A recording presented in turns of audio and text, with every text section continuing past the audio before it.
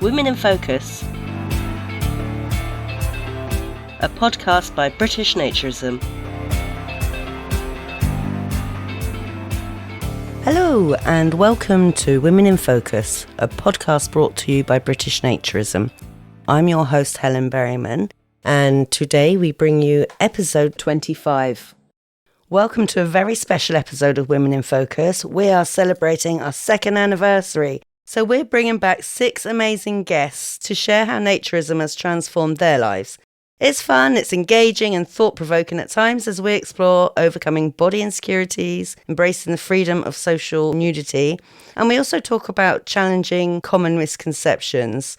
Stick around until the end because each guest shares a word or a phrase that sums up their naturist journey. It's full of joy, empowerment and connections. So without further ado, please welcome everyone. Welcome to a very special episode of Women in Focus. Today we're celebrating 2 years of Women in Focus, looking back at some of the inspiring conversations we've had and reconnecting with a few of the amazing women who have helped shape this podcast. So I'm thrilled to be joined by 6 returning guests. Welcome Linda, episode 1. Hi. Angie, episode 3. Hello. Siobhan, episode 4. Hello. Martha, episode 5. Hiya. Anne, episode 10. Hi. And Lynn's episode 12. Hello. Welcome back, wonderful women of naturism. It's wonderful to have you all together. So one by one, if I can ask you all just to quickly introduce yourselves again, and we'll start with episode 1, Linda. Hello, everyone. Linda Weber. I am the AANR, which is the American Association for Nude Recreation, president here in the United States. And I feel very blessed that I was the first guest on Helen's podcast. Yay, welcome back, Linda. Thank you. Over to Angie. Hi, I'm Angie. I'm from Mexico, and I do content creation, traveling in different parts, and focusing more on the body positive and self-awareness of, like self-growth. Lovely. Welcome back. Thank you. Siobhan, episode 4. Hi, I'm Siobhan. I'm with my husband Peter. We are joint leaders of the Christian Naturist Fellowship, and I can't believe that Helen waited until number 4 to ask me, as we're supposed to be friends. We're all friends. I know, I'm joking. That was a joke, peeps. Welcome back, Siobhan, I think. Martha, episode 5. Hi, I'm Martha, and I was thrilled to be asked in whatever order to be on the podcast. I'm just a decade-long member of British Naturism, and I talk too much, and so they often get me on to talk about it because it changed my life, and I'm prone to waffle, so here I am. Oh, welcome back, Waffler. Then we have Anne, episode 10. Hi there, I'm Nisbet, International Officer for British Naturism. I get to travel on behalf of British Naturism and thoroughly enjoyed last year's trip to Mexico and this year's trip to Spain. And I've been a naturist for 40 years. I must be doing something wrong. I'm in this country doing it. And welcome back to Lynn's episode 12. Hi, hello. I'm Linz, and I started traveling around the world butt naked 8 years ago and been documenting the journey and naturist places all over the world since then, together with Nick, my better half. So thank you all, really, and welcome back. So we're going to start with a topic that's come up in almost every episode. And it's about how naturism changes the way we see ourselves. So many of you and our past guests have talked about finding new confidence through naturism, feeling at ease in your own skin for perhaps the first time. So I'd like to hear from you all. What's changed for you since discovering naturism? I'm just going to pull on a quote from a couple of you, actually. Angela, in your episode, you once said, "Naturism has helped me overcome the traumas of my past, reclaim my sense of self, and it's totally changed your life." Can you reflect on that a little bit? Sure. Since I started naturism 8 years ago. I think I have been seeing a big evolution in my personality. And something that I always say is many people think that because we are naturists, it means that we don't have any complex in our body, or we are very, very confident on everything that we have or are. And something that I say is like, I do have some stuff that I don't like about my body or maybe about myself, but that doesn't stop me from enjoying discovering my body, discovering places, being naked. Now, I embrace those insecurities, but I continue exploring everything. No, so it's something that probably in the past I will recall a little bit, but naturism has pushed me a little bit. Hugging those things, but let me continue enjoying life now. Oh, that's lovely. And Martha, you're similar in one of your comments was that you completely hated your body. And one night, with the help of some spiced rum, you booked your first event. I don't drink now. I'm glad I did then, because it prompted the drunken buying of the tickets and the going to the event. But yeah, now Ro and I are not such close friends. But yeah, hate is a really strong word, and I don't use it generally, but I really did hate myself at that point. There wasn't a part of me that, if asked, I couldn't find issues with, from my hairy little hobbit toes to the fluffy tops of my head. Like there was always something, and I spent so much energy every day, like actively disliking parts of myself and myself because of that.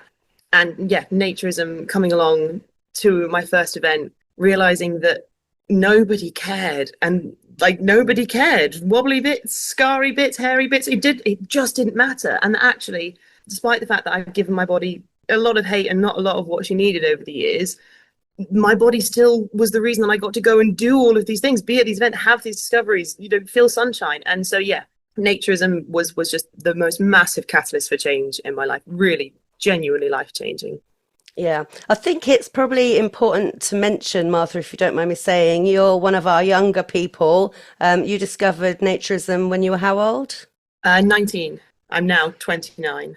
Oh, and you were quite young as well, weren't you? 26. So I was too late. Well, it's never too late. It's never too late. Better late than never. Linz, have you got anything to add to that? Yeah, I love the fact that that you point out, Marta, nobody cares.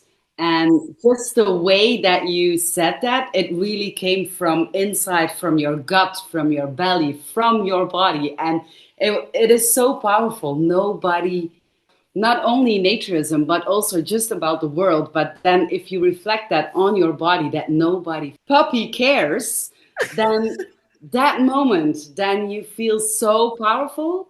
And there is a shift in your mind and also in your body when you start realizing that. And that is just so powerful. And it doesn't mean that people don't care. They just don't care how you look.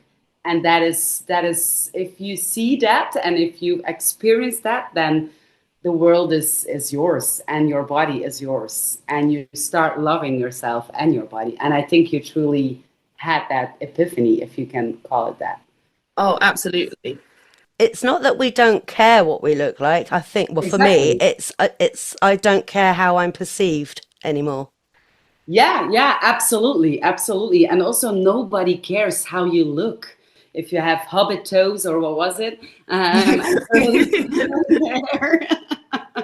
Nobody cares as long as you care and you feel comfortable and you do you. That's the most important thing that there is. And it's true, Helen, we care on how we look, and it's very personal. And I also care on how I look, but I do it for me, not for anybody else. We all know that because we're there. We've experienced social nudity and naturism. Yeah. But people will say to us something like, "Oh, it's all right for you. You must be so confident." And we've already discussed that we're not.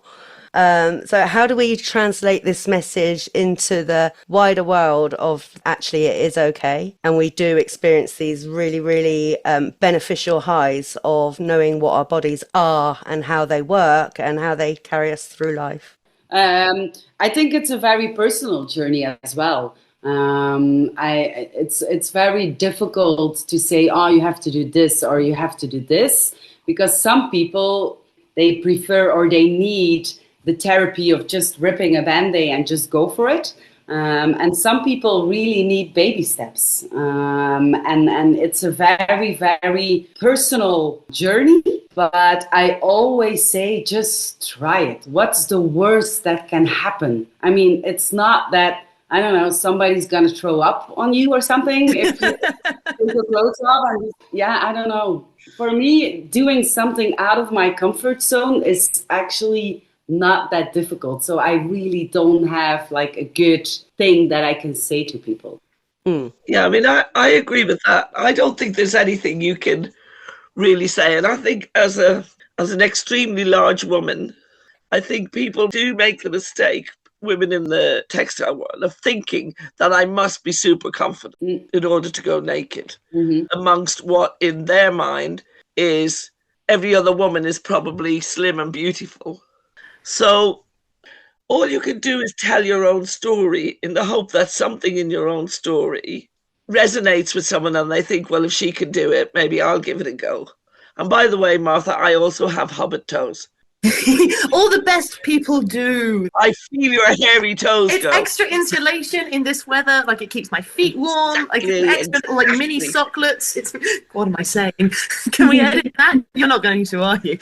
But the thing for me that I try and press upon other women that I talk to when they're saying, I don't know how you do that. I couldn't do it. I'm like, but you can, because, and I always say what Angela said, no one cares. What you don't understand is nobody looks at you at all. And I think that's the most mind-blowing thing that struck me the first time. And the first time I was ever socially nude was amongst a whole load of men at a naked swim, where I was the only woman. And I felt the safest I've ever felt in my life. I didn't feel looked at. I didn't feel objectified. I felt like a person talking to a person. I've always had exactly the same experience at events. And I think that's one of the things that we struggle with, because until you've experienced social nudity, because of the way society almost programs us to believe that nudity is automatically sexual, it sexualizes, in particular, the female body just in every single way possible. How do they manage to make like cereal adverts and still you like the male gaze in Kellogg's? Like, why are we? This is ridiculous. I digress. But when we sexualize the body so much in day-to-day life, it's really hard when you haven't experienced social nudity to get over that and realize that actually it is completely non-sexual. I often say to people, I wish I could just transport you down just for a little minute, teleport you into like Thursday afternoon at Nude Fest when everyone's chilling and playing petanque, and I'm like, look around you. This is not sexy. This is just human beings being human beings, and it's lovely and it's wonderful, not remotely sexual. It's all about context. Until you've experienced it, it's really, really almost impossible to imagine. Agreed. You can't. Okay. Anne, have you got anything to add to that? Yeah. For me, it was a gentle introduction to naturism. There wasn't an epiphany. I was on Greek beaches doing interrails, and then other parts of my work took me to Finland. I was in saunas, ladies' evenings. So there wasn't a big moment. There wasn't anything that was particularly self-conscious. I'm kind of a hippie anyway, and I sort of go with that culture. And I think getting naked is about letting your ego go. It's not worrying about what do people think of me. It's I am who I am. People can like me, hate me. It really doesn't matter. So I haven't had any big crises that you've just described. It's been a very gentle 45 years as a naturist, but I do get why other people think that it might be sexual. And I think, when we do encourage women in particular to do naturism, we do have to make sure safeguards are in place so people do feel safe and reassured in any environment. Yeah. That's a big thing, isn't it? And that's what we all realise within naturism, is that everyone's got your back, regardless of your gender. Linda or Ange, have either of you got anything to add? I was about 13 when I started, and I didn't know there was a word for it. I just came home, shucked off my clothes because I just didn't like clothes. I just didn't like the way they felt. And also going to school, you could see how, the girls were popular because they were buying the fast fashion and stuff like that. And I just wasn't, be a part of that. So I was at the age when your body's changing. And of course, everybody's got these, misconceptions about what's going on. So I wasn't as fearful because I kind of could see the changes because I was watching my body. There's this big thing about we shouldn't be looking at our bodies or touching our bodies. And like I've said before, there's big business in making you feel less. And the fact that I live in California, not far from Hollywood, there's a big push to, get the plastic surgery, make it so you don't even look like yourself. And it's just this big thing that, for women. And what is the biggest fear is right up here, because we build in all the stuff. They're going to be looking at me. They're going to be judging me. And I always say, if you get the courage to walk in through a gate, if you walk in and you've got clothes on, you're going to be the one that sticks out. The minute they take their clothes off, they are just one of the group. The brass band doesn't play. People don't stand up and cheer. You're just one of them. But they don't realize that. And so the biggest thing is getting it through their minds. And one thing that Helen was saying is, I wish I would have started earlier. But to be honest with you, Helen had been, I don't like to use the word exposed, but, with Simon being nude in the house, she did get a little bit of that, but she wasn't ready at the time. So for her, she had to be ready. And I always say, especially for men, do not push your spouses or sister, anything, because they have to be ready. They have to be mentally ready to charge in there and do it. And once they are, they're going to be a house on fire. You're going to have to drag them out. And so I always say, don't worry about the fact that you think that you came to it late, because you just weren't ready, or it just was not there for you. And just remember, the only person that you have to worry about judging is you. And if you're fine, we all have flaws. I can tell you about every one of mine, but it's one of those things that I have yet to see a supermodel on the beach, and I have yet to say, wow, I wish I looked like her, or, whatever. I'm me. My body is my journey through life, and it tells a story, and we just have to remember this is what we are. Yeah. I mean, it's interesting you say that about being ready. I wasn't. I fully intended to keep my clothes on, and that was the only way that I agreed to go to this thing. But it was seeing everybody else, how they were interacting with each other, the fact that they didn't really care. No one cared except me. And I was feeling more and more stupid on the hottest day of the year, sweating everything off, that I just thought, well, you know what, I can always put it back on. Yeah. And nothing happened. It was unremarkable. I expected people to drop their teas and things, but nothing happened. You're still alive. Yeah, I survived. I thought, well, this is all right. I'm going to tell everyone. I remember at one of the 5K runs here at the foundation, there was a woman who'd come for the first time. And when she came to the registration desk, she said, oh, would it be okay if I left my sports bra on? And I said, absolutely. It's clothing optional. Whatever you're comfortable in, whatever you want to run in, you run. So she actually kept her sports bra on and a pair of shorts. And it was a boiling hot day. And she did the run and she came back. And we've got an outside bar here and people were sitting around having a drink. The music was playing. And she started to feel then a bit odd having these items of clothing on. So without saying anything to anybody, she went into the ladies' loo, took them off and came out. And she said, I walked out of the door of the loo and nothing happened. She said, I had this rite of passage moment in my life where I was doing something really big and no one looked. I was like, yeah. And then I always wonder, do we need to cheer? I did it. Well, it's almost like saying, welcome to loving your body. Exactly. Yeah. Maybe we do need to do that. I don't know. I quite like it as it is. I quite like it as the most wonderful, most brilliant anticlimax you've ever had. Yeah. Because you build it up in your head to be this massive thing, and you do it, and you're like, oh my god, and then you do it, and you go, oh, nobody cares, and then then you do the nobody cares with the different intonation, and you need that. I think that's obviously not for people like lovely Anne who had the lovely gentle hippie transition into it, but for those of us that have an event that does, I think the most wonderful anticlimax is the way to transition into naturist naturisthood. And that is your birthday cake, and that is the balloons and the confetti. Right there. The same woman that we're talking about came back to sit at the same table with the same people at the outside bar. I was one of them. And she had to say to me, do you realise I'm naked? Oh. Like, oh, well done. And how do you feel? She said, oh, I feel great. But Bless her. a bit underwhelmed.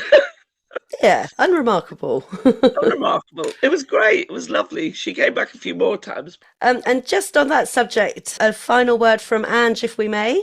Yes. Well, for example, something that I like to talk with my girlfriends is talk through the example. Now it's like feel comfortable in your own skin.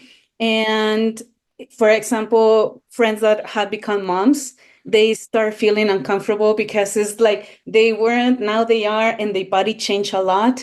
And they feel so uncomfortable and they don't like themselves now.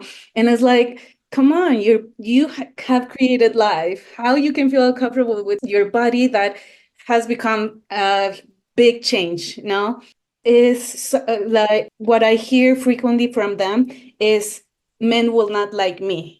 No, because we are always uncomfortable with ourselves because we are always on the male gaze. Now it's like, they're going to like this, they're going to like that.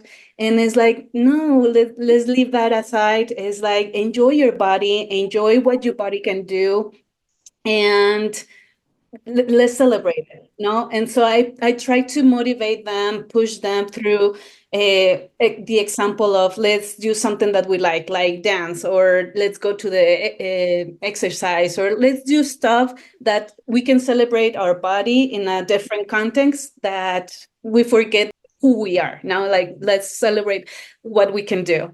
So it's something that I like to do when friends approach me like, I see that you feel comfortable with your body. No, is talk through the example. No, and let's avoid talk about when sometimes we are taking a coffee or things like that. Let's avoid talking about other women. No, let's talk about something that can help us grow as friends. No.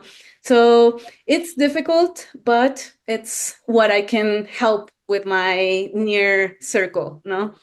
Yeah. And like you say, it's about unlearning behaviors, isn't it? That we've, speaking about myself, sought validation from the gaze of men, but now, like, don't need all that. No, but that's the wonderful thing that I wish we could explain to our young women. I wish we could get our teenagers and young women to understand, because I would love to say that thing of having to be acceptable to the gaze of men is changing, but it really isn't. No. It really isn't. I get really cross when I play games on my phone and ads come up for these games. And it's like, your job in the game is to make this woman look beautiful so this man will accept her. Yeah. And I'm like, really? This is 2025. Is this what we're still telling our young people? This is ridiculous.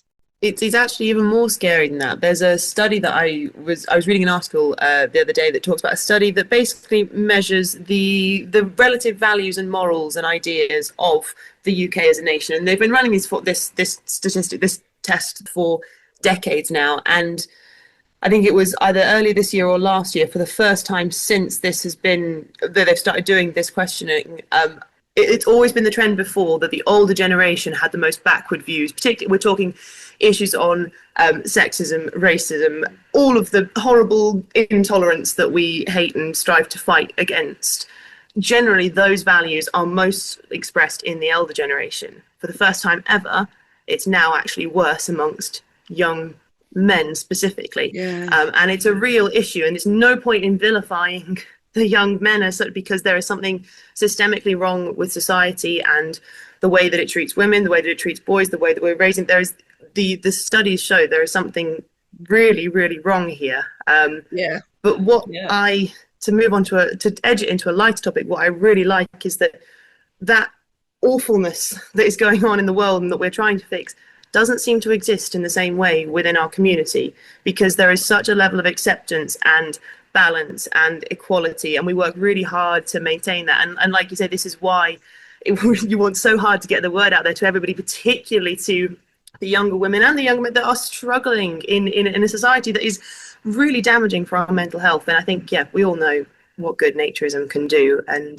so you want it, this is the that gives you the urge to get the word out there. No, look, it can be better. You can just like yourself and each other and accept each other, and the world will be a much nicer place. Also, less laundry, less tan lines, all of the usual cliche stuff. But we can think bigger picture here.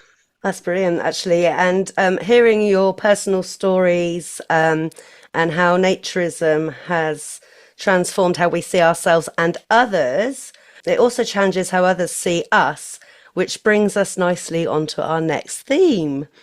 So we've touched on it a little bit already. So we all know that naturism and nudism is still wildly misunderstood, and women's voices have been vital in changing that narrative. And when you talk about naturism outside of nature spaces with friends, family, colleagues, what misconceptions do you still find yourself having to explain? I had a really straightforward conversation with one of my daughters, because my grandchildren, my twin grandchildren, who are 6, they come here to the Naturist Foundation in the holidays. They come in their half-term breaks and stuff, and they love swimming in the pool. Well, when their auntie, my eldest daughter, heard that they swim naked in the pool, she was outraged. She was absolutely outraged that I would take 2 young children naked into a swimming pool where there were other people, some of who were men. Yeah. And she wanted to know, did their mum know? Well, yes, their mum does know. And how do you, what she said to me, I can't remember the exact words, but it was like, how do you appease your conscience when you're doing something like that? What? So how did you respond? Well, I said to her, what exactly do you think happens in this swimming pool? Mm. And I said, but what makes you think? I said, I brought you up, so you know me very well. You're 40 years old. I said, do you honestly think that I would be taking your nieces into a swimming pool where they were in danger? Mm. Exactly. Obviously. But that's what we're fighting with, isn't it? Yeah. Yeah, there's What countless... was her answer? Sorry. What was her answer? Yeah, to that question. In the end, we had to agree to disagree. And I saw her today, and the conversation came up of the last time her nieces were here. And I said, I need extra grandma points because I took them into the pool lots because I knew the pool would be closing at the end of the week, but the water was flipping freezing and I was in it for 45 minutes or an hour every time. And she looked at the ground. She looked at the ground. So if you're dealing with that sort of misperceptions from your own family, we're always having to defend ourselves that what we're doing is normal, natural, good for you indeed. But even your own daughter doesn't kind of understand you and your naturism.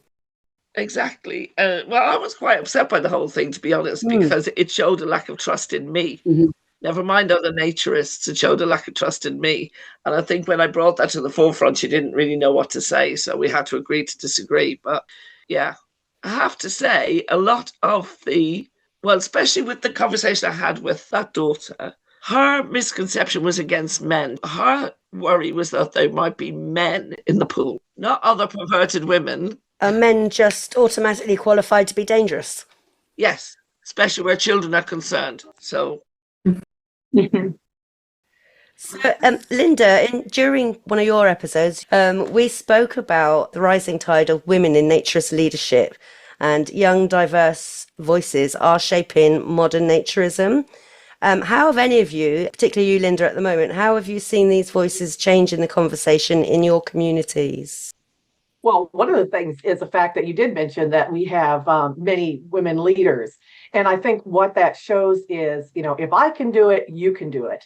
Because people look for, they look for themselves. And if you have a story that they resonate with, then it's like, oh, I can do that. And so when they see, the leaders, they think, okay, women have made it. And that they're, they see me in the meetings because, believe it or not, I'm an introvert. And this is not natural for me to do. But if you get me talking about naturism and nudism, you can't shut me up because I believe so much in it. I'm so passionate about it. And I literally want everybody to experience it. But I do remember that, when you're talking about things and the different conversations and things, we have to respect that there are going to be some people that just are not going to get it, culturally, socially, societally. We've been, it's a culture of shame. You take your clothes off. Obviously, you're an exhibitionist. You're into sex. I get the thing, did your husband know? I try to be very respectful because they're asking questions, unless they're being joking. Now, if you're joking, I'll shut you down. But I always say, yes, my husband is, and he takes all my pictures for social media. Yes, he is here. No, we don't dance in the daisies with other people. So there's, you have to, like I always say, peel the onion. I always say, and I know Lynn says, focus on the positive, but I always want to say what it's not. I am not, having sex with other people. That's not a tenet of nudism and naturism. So I like to educate people what it is and what it isn't, and let them decide. Either they're going to say, okay, I can understand that, or I am never going to wrap my head around that. But the sad thing is, look at kids now. Kids, they shuck off their clothes and they'll just run into a pool or they'll go into the ocean. They don't care. They're not looking at anybody and thinking I'm worse, better, whatever. But social media has just absolutely flooded the kids with these, filters. They talk about, kids that have killed themselves because they were called fat. Social media, it's a sword. It can either be good, used for good or for bad. Now here we're all in these different countries and we're doing great. But for kids, and they're saying, well, they'll say, rate me on what I look like. I would never do that in a million years. And you get these horrible comments, and it's like strangers are telling you, these horrible things, and they're believing it. And so we have this culture of shame and feeling less, and you have to do things to make yourself feel more, which is, therapy, drugs, operations, and there's things like that. When naturism, we're just in our pure bodies, we're fine. Kids are safer in a nudist or naturist resort, because if somebody were to be untoward, you'd have 50 nudists on top of that person. Out in the real world, we're in the United States, we're facing some really scary legislation. And one senator actually said, if you are an adult nude in the presence of a minor, then you're a pedophile. And I said, that is the furthest from the truth, because that is what probably going to be the safest, because they see nude bodies, so they're not judging. They're, completely innocent on this.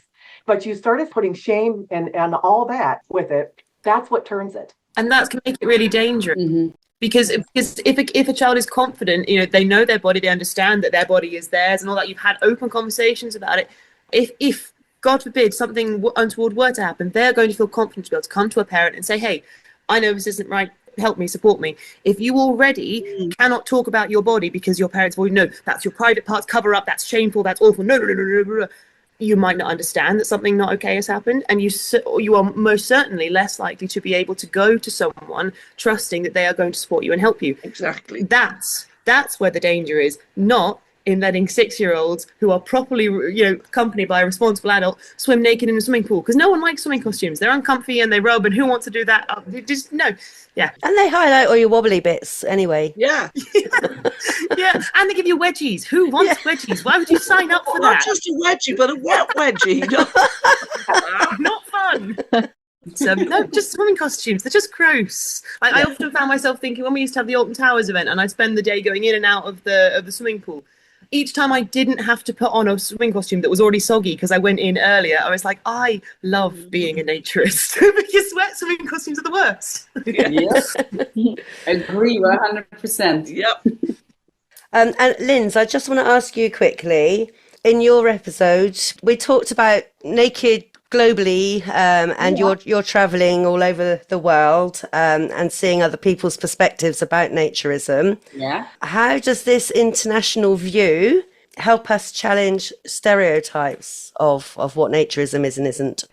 Okay, before I'm going to answer that question, I just want to circle back on something that Siobhan said about your daughter. And so your question, Helen, to her was, what are the misconceptions that we sometimes hear? And then that was a story.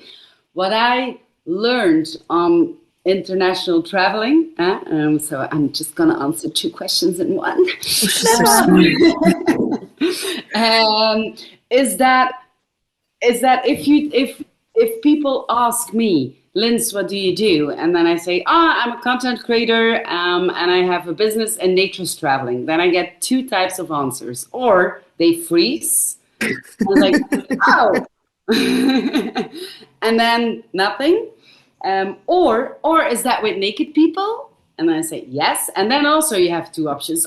Tell me more. And what is it? And blah, blah, blah, blah.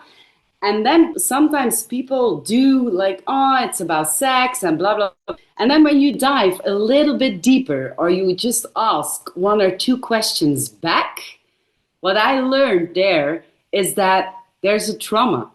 There's something there why these people react that way. It is not about the kids in that swimming pool. There's something happened. And I'm not like pointing to you, Siobhan, or your daughter or whatever. I don't want to, make it personal. But there's something happened with that person that she thinks that way. And when I feel that, and it's the same all over the world. We're all the same in that matter. It doesn't matter if you live in the UK or in Mexico. I think Angie can agree on that. Or in the States, Linda. It doesn't matter. It's the same everywhere around the world. But when you feel that there's something more, and it's very easily, you can feel that very easily just by asking 2 or 3 questions, then I stop, because it doesn't matter. It doesn't matter how many things that I throw back, why naturism is good, why you should try it, or blah, blah, blah, or blah, blah, blah. It doesn't matter. They're just not ready for it. Mm-hmm. They're just not ready for that step. And there's something a lot more happening in their minds and in their bodies and in their feeling that I stopped. And that is something that I've learned all over the years, all over the world, that most people, when you just explain what it is, they say, oh yeah, cool, but it's not for me, or tell me everything. Yeah. I mean, we are in a wine tasting in Italy, and I just asked, can I take some pictures? And we're doing a YouTube video. What are you talking about? We're talking about naturism, blah, blah, blah, blah. Is that with naked people? Yes. Tell me everything. 2 months later, they are doing wine tastings on a naturist campsite, like 5 kilometers further of where the wine tasting company was. So it's by opening up, and if people are ready, then they're ready, and I'm happy to talk about it. But sometimes I don't know. Do we need to convince everybody? Oh no. Yeah, if they're not ready, and it can be frustrating, because often, like the bit that gets me is that the ones that shout back the loudest are often the ones that you're like, if you could heal that trauma, you're the ones that need it the most. The reason that you're reacting so strongly is because, whether they can acknowledge it or not, I think a little part of them is jealous, because they see that we're not all perfectly body confident goddesses all day, every day. We have our moments, everyone knows that, but they see that we have a measure of self-esteem and confidence that they don't have, and they want it. And instead of doing the work and the healing to make that happen, they just go, well, I'm going to make you feel rubbish, because that's the easier option. Yeah. And that's what breaks my heart a little bit, because you just go, I want to pick you up and snuggle you, tell you everything's okay, that you're a good, wonderful person, and go and get your butt naked in that pool because you'll feel better. We can't do that. Like you say, we can't get everyone. But that's not our job to do. No, not at all. No, that is not our job. But yeah. Very, very eloquently put. So a lot of us here, not all, a lot of us do use social media to sort of normalize naturism or talk about the wellness and the health benefits of it. Have any of you noticed any shifts in public attitudes in a positive way? Yeah, absolutely. And a very good example of that is we started Naked Wanderings 8 years ago. We started a second brand last year, Destination Clothes Free, and it's booming as well. So there is a huge market, and people are searching for naturist places. I'm talking mostly about places, but I mean, if people searching for naturist places or things to do, then there is a huge market, and people feel comfortable on that. So I say yes, absolutely, 100%. Yeah. And what I'm also seeing is a shift in gender. We had a very male dominant profile for the last 7 years. And it's changing. We're not there yet. We're definitely not at 50-50 in numbers, but it is growing. It is changing. And that is mainly because, I'm not saying it's because of me, but I am talking a lot more on the channel, on social media. And it's perfectly normal that you resonate a lot more when you are a female with other females. And this is just wonderful what you're doing, Helen. 2 years, happy 2 years. Couldn't do it without you lot. No, but I mean, it is true. It's normal. I mean, for too long, and I'm sorry, and I don't want to throw stones, but it is what it is. For too long, 70-year-old men, white men, have been talking about naturism and how they need more women into naturism and more children and everything. That's not the way to do it. And social media is an awesome tool to get the word out there. So we definitely see a shift. And like I said, just because I'm talking more on the channel, the shift is changing, because that was at the beginning, we were a little bit afraid, like, if it's gonna be female, that our male audience was gonna be bigger. But we're seeing a shift, and it makes me happy. It really makes me happy. Yeah, I think that's great, actually, that more and more women are coming forward and are not ashamed of naturism. And, each and every one of us here is not ashamed of naturism. Why would we be? All we want to do is bestow the benefits of it to everyone. I was really encouraged. We've had quite a few new members here this season, but I was quite encouraged that one of those members was a woman whose husband is not into naturism. Yeah. So she's now a member, which is absolutely brilliant, Yeah, why not? Exactly. For too long, it's all been the men. I wish my wife would come. But this lady she has a lovely husband, they've got a happy marriage, but she's going, I'm glad my husband doesn't come. This is my thing. Yes. But, and we have had other women, single women, join. Yeah. And I don't want to embarrass anybody, but Helen, you've done amazing work in this country to open up conversations with the stuff you've done in the media. I mean, for me personally, even amongst friends and stuff, they will say to me, do you know that woman that was on the telly? I go, yeah, she's one of my closest friends. Do you? And then that starts a conversation. Make me go pink. But no, hats off, Helen. You have done a lot to open up the conversation in the UK. You have made a difference. Thank you. But it is a community, and all of you women and all the other guests have helped me do that. And by being public, I suppose, is having the opportunity for all the TV people and the radio people to find me and then want to talk to me. And that's basically how it's happened. It's by just shouting about it, really.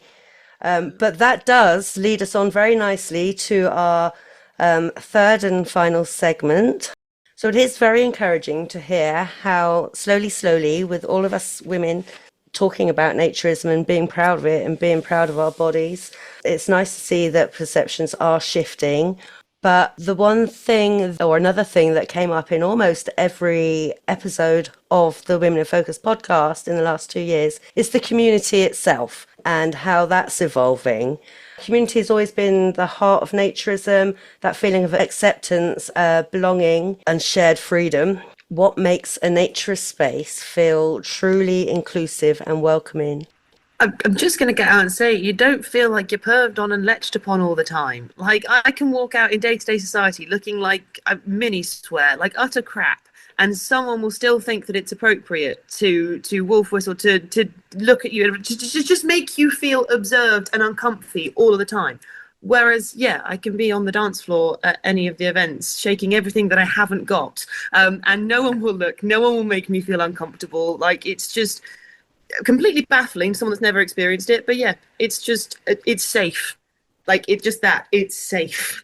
Yeah. And when you're, out having fun on dance floors and stuff like that, nobody's talking about being naked. You're talking to people about all kinds of things. I'm usually singing badly on the dance floor. But with joy in your heart, Helen. One thing I did want to say that Martha mentioned very briefly earlier, which is an important thing, is that we do all have our days where we don't feel as confident as we do the rest of the time. And I think that's important to say that as well, that, we don't want to come across as, well, we've got it all made and all you have to do is take your clothes off, and then everything is better. Well, everything is better, but you still have, Helen, you and I know, we sit down sometimes, we have conversations and we go, thankfully nobody can hear what we're saying because I'm going, I feel really fat today. Don't we? We do, because you get days like that. But the community of naturists will always pick you up. You've just got to put yourself around other naturists and all those thoughts go. They all go. You become a member of a community, and of course, like when I started Naturism, there was a lot more of me than there was. There was about 7.5 stone more of me, and so I've had the experience of being a bit. When you don't have that experience of that acceptance, you use the dreaded F word as if it was the sole descriptor of who you are as a person. I am not Martha. I am fat. That is me. That is all I am. And then you go along to these events, and you go, no. I have fat. I have fat, but I am Martha. I'm a woman. I there are so many things that make me me. The least interesting of which is my BMI. And they're so inaccurate anyway. I don't know why we don't just scrap the whole blooming BMI system. I think the biggest example of community is us. First of all, I don't know if we all met in person, if you all met already in person, but I'm just gonna pick the example of me and Angie. Me and Angie, we've been online friends. I'm not even gonna say friends. We just chatted. It was just I see what you're doing. This is nice, commenting, blah blah blah. All of a sudden, Angie came to Europe, and from the moment that I saw Angie, it was like, we have something in common, and there is absolutely no judgment. We know what we're doing. I'm gonna see Angie. I'm not gonna see Angie in her naked butt. I did. That's not the point. I'm gonna see Angie, Yes. Same with Linda. We were in Florida. It's like, Linda, we chatted over online, blah, blah. It was fun. And then we see each other in real life, and it was fun. You immediately have that connection. There's this zero judgment, this zero everything. Like you say, Marta, we don't talk about BMIs. We talk about other stuff, interesting stuff. Yeah, cool stuff, things to do. And that is just one example of community. You have that common ground. You make faster and deeper friendships as well, very quickly, very deep. It's weird, isn't it? Yeah. It's such a heavy base that you have in this community. It's strange. I'm getting goosebumps just by it. I think like my most meaningful friendships, and not least of all, like my actual relationship, my fiance, like I were met at naturist events. And I think it's because you meet people as their authentic selves. There is no mask, there is no facade. You're just you, warts and all, and in all of your glory, and so are they. And you can just click with the people that you click with, because you're not having to hide behind the mask of, I present myself like this because I wear this piece of clothing, or because I don't wear this or whatever. It's just much more honest. Yeah. Because you can talk about stuff on a higher level instead of, this is a nice dress. Oh, I got it from Primark. Oh, this old thing. Blah, blah, blah, blah. So you just start immediately with a very big foundation. 100%. I've only met Linda once. That's all you need. That's all anybody. But when I was going to meet my sister-in-law for the first time, I worried for 2 or 3 days about what I was going to wear, how my hair was going to look. Blah, blah, blah, blah. When somebody told me that Linda Weber was up on the meadow, I just ran up to the meadow to meet Linda, and it was like meeting a friend, even though I've never seen her before and I haven't seen her since. Because of that whole community thing, I'm like, I didn't have to worry about, did I have any makeup on? I couldn't tell you. Yeah, because it's not important. It's like, my friend. Mm-hmm. There's real camaraderie, and out in the real world, it's very competitive, because you're looking at the visual clues of they have a Louis Vuitton bag and the Louboutin shoes and stuff like that. Here, it's a deeper, more authentic relationship. Yeah. And especially for the people on social media, we all repost our things. We all support each other. It's not like, oh, there's Lynn's again. Oh, she's the center of attention. I'm not going to promote her. No, it's like, Lynn's is doing a great job. Angela's doing great. I am going to promote these people. It's a deeper, more authentic relationship. And that the ones I have with the women in naturism are far better than the ones I have with textiles. We're in our stripped down, most vulnerable, and we all support each other. There's nobody that's sitting there bagging on each other, going into a corner going, God, look at that, look at her hips. No, we all support each other. And that's the part that I just absolutely love. I really do. And it's also really lovely to sit in mixed company and just feel like a bunch of people around a table. Mm-hmm. Yeah. Having a chat. Does that make sense what I'm trying to say? There's none of that, she's sitting next to him or he's sitting next to her. There's none of that. And I love that. I love being able to sit in mixed company and just be people chatting to people. Nobody stands on ceremony. Everybody's friendly. They're just welcoming. No one's ever, rarely is anyone too much. We're just nice. Nice. I'm completely biased, but we're just, in my experience, sweeping statement, naturists are nice. Nice. They are. Something that, for example, I like to say is like, don't treat me different because I'm a woman. I'm a human. Treat me as a human. I don't need a special treat just because I have breast or I have, my period or whatever. No, I'm a human, first of all. No, it's like, and give me the same respect as you will give to another human. And that's the only thing that I ask for.